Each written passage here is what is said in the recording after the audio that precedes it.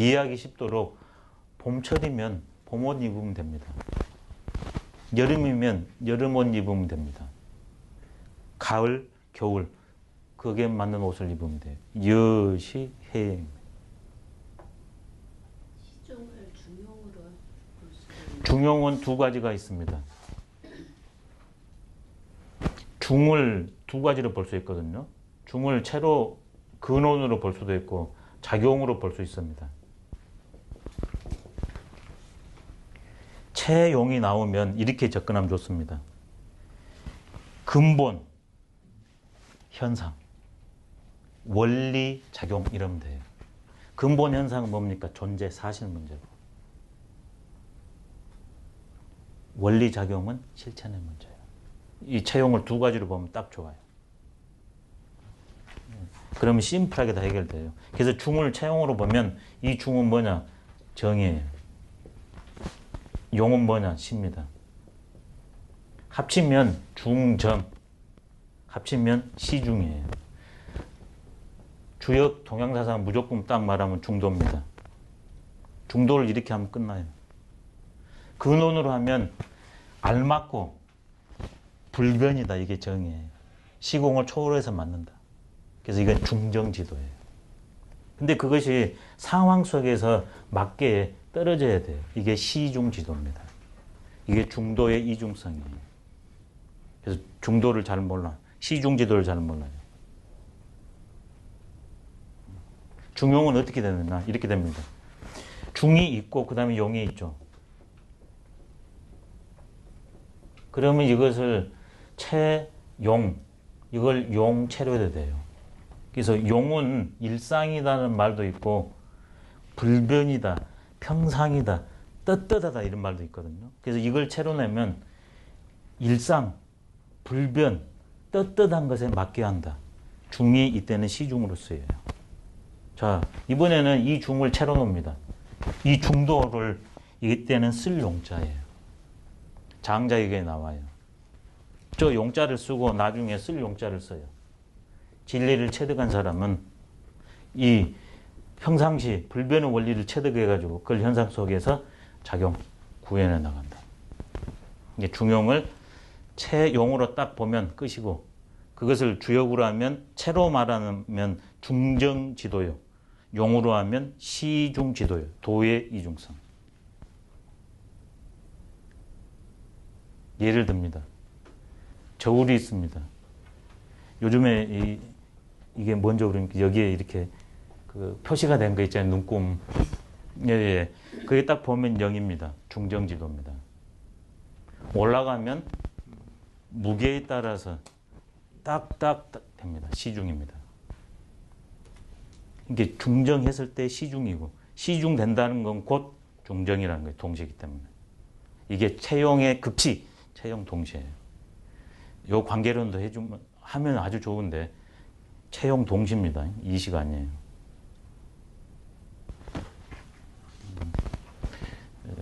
이러니까 조금 더 할 맛은 나네요. 자유롭게 왔다 갔다 하니까.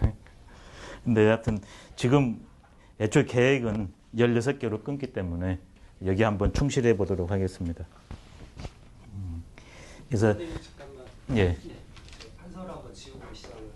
예, 좋습니다.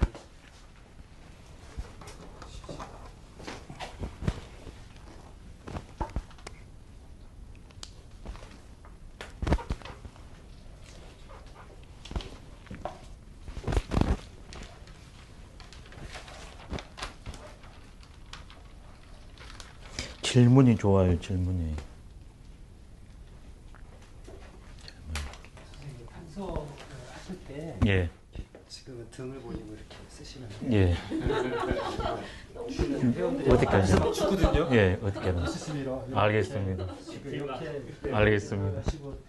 유튜브가 뭐예요? 체계를 갖춰서 이렇게 알겠습니다. 판서를 해야지 아니면 예. 이거 자체가 예. 동영상으로 보면 어지럽습니까? 싫은 배경이 되니까 알겠습니다. 예. 그것만 조금 신경 써주시면 좋습니다. 좋을 것 같습니다. 담당 PD로서. 좋습니다. 강조를 성공이었으니 여러 번. 절대 지금 예, 해보겠습니다. 이제 마지막으로 그러면 주역에서 제일 크게는 우리의 실상을 아는 낙천지명, 그다음에 구체적인 사태를 만났을 때 불은응해. 그래서 주역에는 또 이런 말합니다. 요걸로 이제 이 부분은 마무리해 보겠습니다.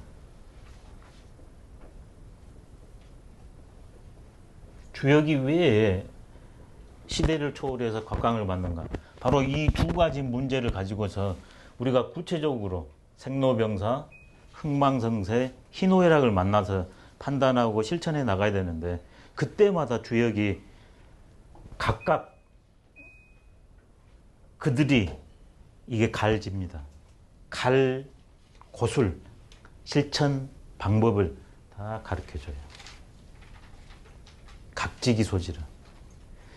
우환이 있을 때 주역의 자문을 구하냐 그러면 거기에서 각각의 존재들이 다 답을 찾을 수 있다는 겁니다. 여기서 흥미로운데요. 64개에 384회밖에 안 됩니다. 근데 가능할까요? 64개는 큰 사건 상황이고 384회는 구체적인 사태들이거든요.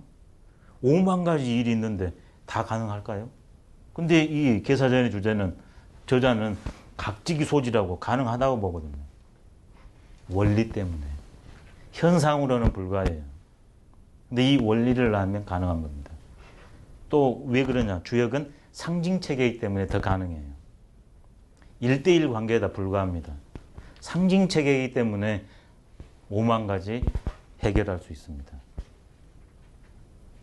자, 이번에는 두 번째 주제로 한번 가보겠습니다. 아니, 세 번째, 천역입니다. 삼역을 이제 푸는 거죠.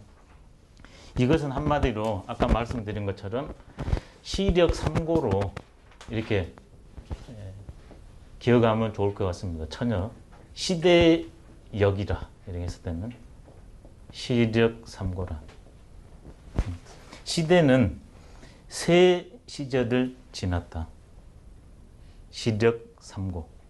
계사전에 뭐냐 그러면 첫 번째 아까 복희씨가 왕천하했다고 그랬죠.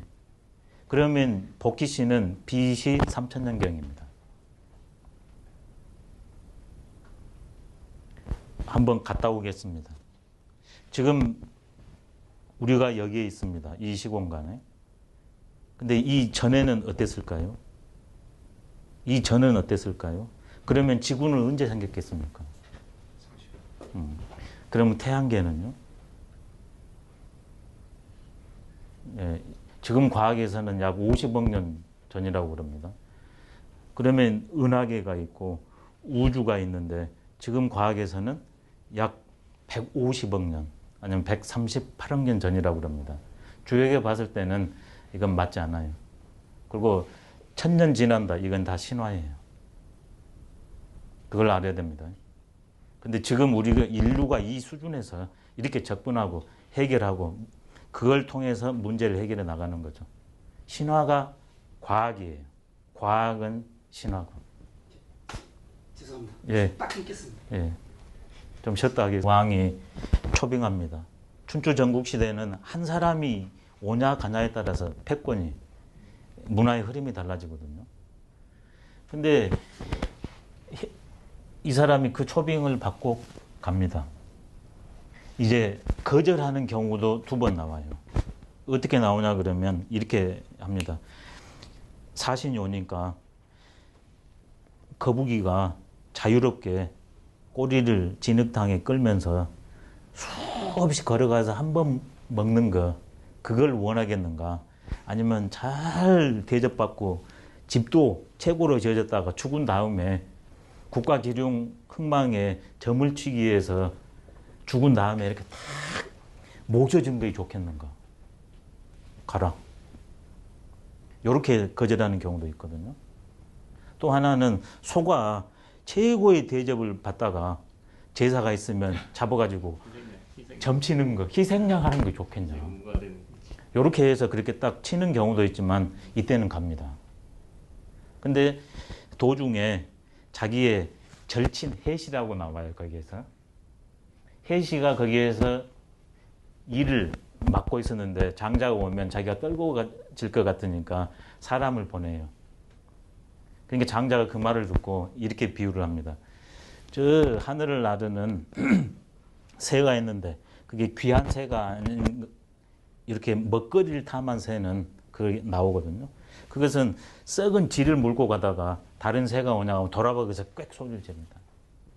너가 그런 꼴이다. 그리고 자기는 안 가요. 이게 로마 귀족하고 장자는 다릅니다.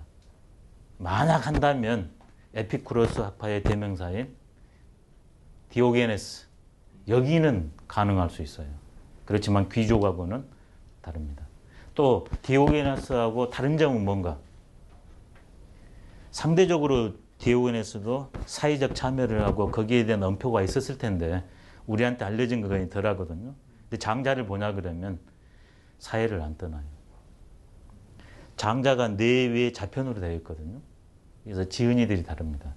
네 편이 장자의 주제라고 하는데 사회를 안 떠나요. 노자에 비하면 더 떠났어요. 그게 디오네에게서나 조금 다른 것 같아요. 장자 멋쟁입니다. 그리고 저도 수업 시간에 늘 그건 비판합니다. 장자. 자, 이번 딱 쉬는 시간 아니에요? 좋습니다.